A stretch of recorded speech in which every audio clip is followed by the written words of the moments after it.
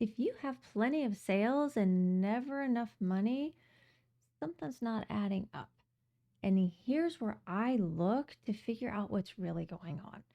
And the first thing I'm always going to be looking at is our average sale value, because this is one of those areas where it's easy for things to start slipping without anybody noticing.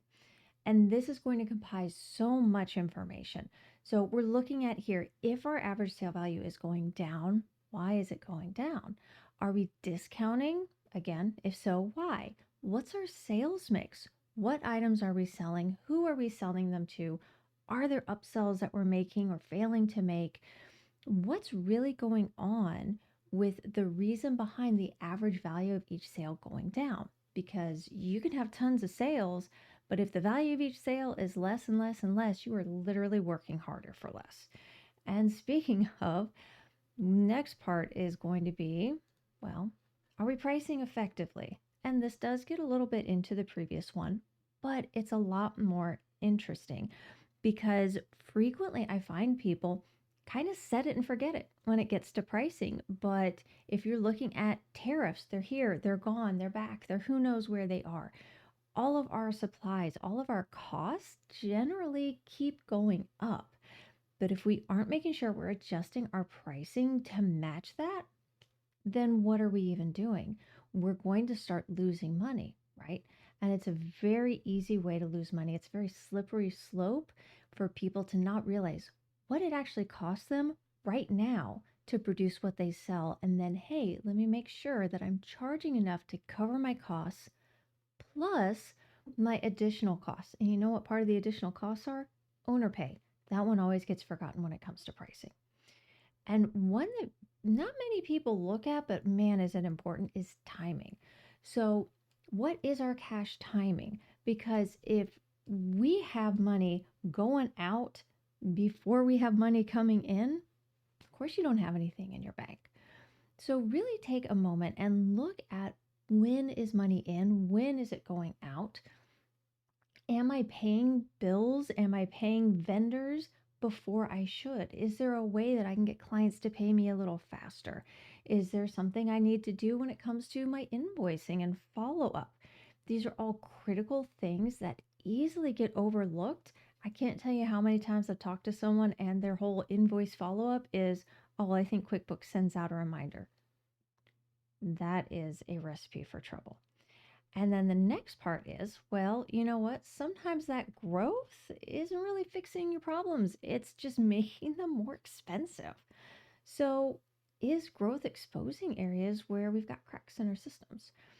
Are we sure that we have the people, the processes in place to deal with growth, to handle growth, to make sure that the growth is benefiting us and not causing something to break? When did you last check your systems? When did you last check your training? This is an area where I'm going to tell you right now, if you have people constantly interrupting you to ask questions about how to do something, where something is, what's the next step, what do I do here, blah, blah, blah, blah, blah, this is going to be a big issue for you to address. And also, this issue is one of those things that is a silent burnout marker for a lot of owners because you are stuck doing too many things in your business. And speaking of the owners, well, this is really the ultimate one that we need to be keeping in mind for the entirety of all of our questions. If we never define what good is or what success is, how are you ever going to know what you're aiming for?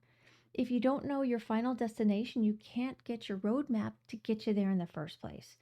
And moreover, what all of those other areas should be covering, our average sale value, our pricing, our systems and processes, those all rely on what the owner wants from the business, what the owner defines as success.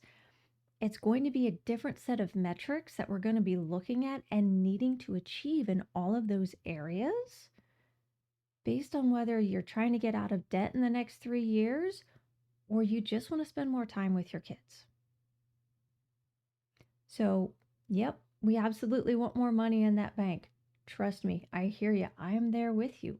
But we first have to make sure we understand not only the why behind these big areas that I look at and that you should be looking at as well, but also what do we even want? What is our success? How do we know that we have hit success? Maybe it's a dollar amount in your bank account by a certain date. That can be it, right?